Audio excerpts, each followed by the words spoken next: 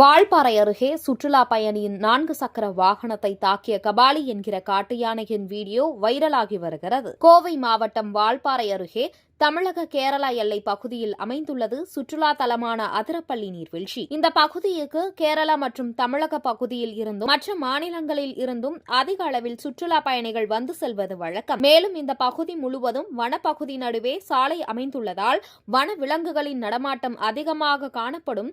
குறிப்பாக யானைகளின் நடமாட்டம் அதிக அளவில் காணப்படும் நிலையில் கபாலி என்கிற ஒற்றை யானை வழியில் செல்லும் பேருந்து மற்றும் சுற்றுலா பயணிகளின் வாகனங்களை அடிக்கடி வழிமறித்து நிற்பது வழக்கம்.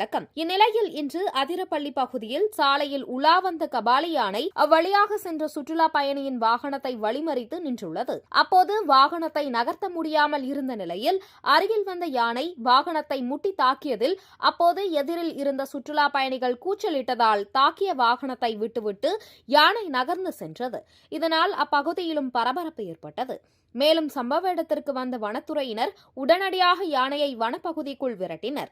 சாலையில் சென்ற சுற்றுலா பயணியின் வாகனத்தை முட்டி தாக்கிய இந்த வீடியோவானது சமூக வலைதளங்களில் வைரலாகி வருகிறது.